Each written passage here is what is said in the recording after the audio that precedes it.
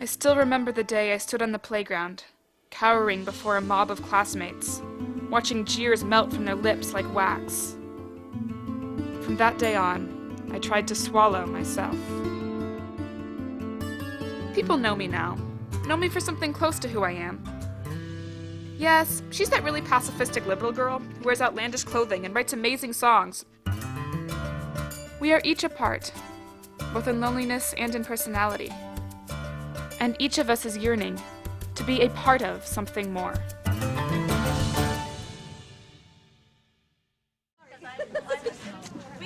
Thank you for bringing Max's backpack. One of the hardest things about learning about Corey's disability was the fear, which stays with us, that he will not be able to go into adulthood ultimately and live on his own independent life.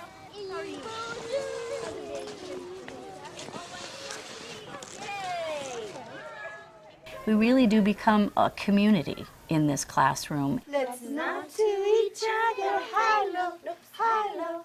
I have in this class this year 5 children with autism, 1 child with ADHD, and another child who is developmentally delayed. And then we have 6 children who are typically developing.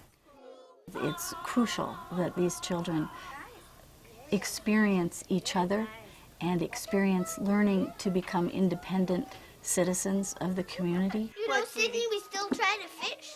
That they begin to comprehend, you may not look like me or you may not speak the way I do, but we have so much more in common. We're very happy that this is a mixed program with typical kids and special needs kids. And he comes home and he talks about his friends. And he is learning in this program how to be friends and how to act with friends and how you treat your friends and what it means to be with friends. That's huge. May I have the red block? Please?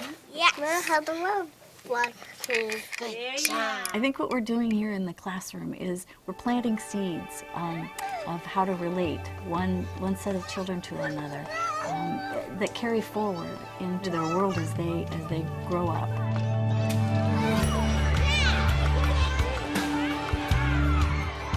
Over the last 5 years, it's been a significant increase of autistic children on the whole spectrum, from the Asperger's, which are not nearly as impacted and often can function pretty well in an integrated classroom, to those students that are more severe that actually need to have more of a hands-on special program working with their language and social involvement and interactions. Let's make another list of things that why we love Lucas. Why do we love having someone in our class who's a little bit different? People like Lucas be nice to Lucas, and the people who be nice to Lucas be like Lucas. That I see him a lot at recess, and he's fun for me. Lucas is a great friend to everyone, and people have to give Lucas space when they're sitting by Lucas. Thanks to the foundation, we were able to provide multiple opportunities for staff to learn and grow together and get ready for the program to be successful.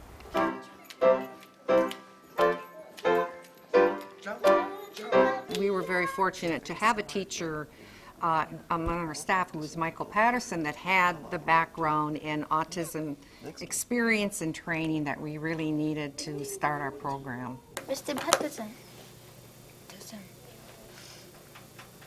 My eye. Read. Level readers, please. Great question, Stephen. Yes, you can look at level books. Nice job. I've been in 3 programs prior to Lakeridge, and 2 of those programs were much more what we'd call self-contained or almost more institutional-like in nature. And what I found in those situations is that students on the autistic spectrum make far fewer gains and are far slower to progress because they don't have the typical models to reference that they do in an inclusion program like this. Tell me some things that you really like about school. I like the way teachers teach education. Mm-hmm. And do you like coming down here? Oh yes, I love it. Yeah. Love seeing my friends, love seeing those fishes. Yeah, the fish tank, yeah. And feeding them. Yeah. Tell me about who your friends are and how that works for you. Well, the most important, my best friend, of course, is Taylor. He is probably the bestest friend because he always is there to help me. He helps me with my problems. He helps me play on the keyboard. He tells me about the computer. Michael, I appreciate Michael because he, of course, teaches me all about animals, and he tells me everything about animals, like what's the toughest whale, maybe the orca whale. Yeah.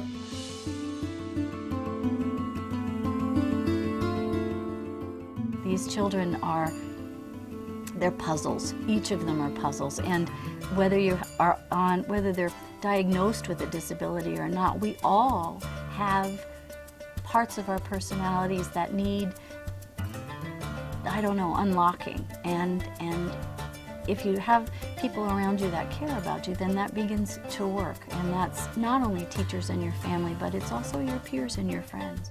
This program came early in Corey's life. And early intervention is so key. And he's made so much progress. If we had to wait until he got into kindergarten or grade school before he could get these services, that window would be closed. This is the real world, and it is very exciting not to have these children attend other school districts like it used to be in the past, that we're able to actually have them be at home, to be part of us where they belong. There is magic in inclusion that goes beyond my ability to articulate. It's ineffable, but it's powerful. And it is essential, I believe, for the progress of kids on the spectrum. They respond to that, they reference that, and they learn from that in spite of what we do.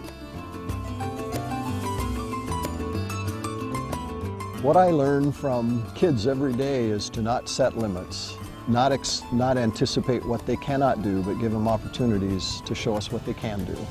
And they always come through.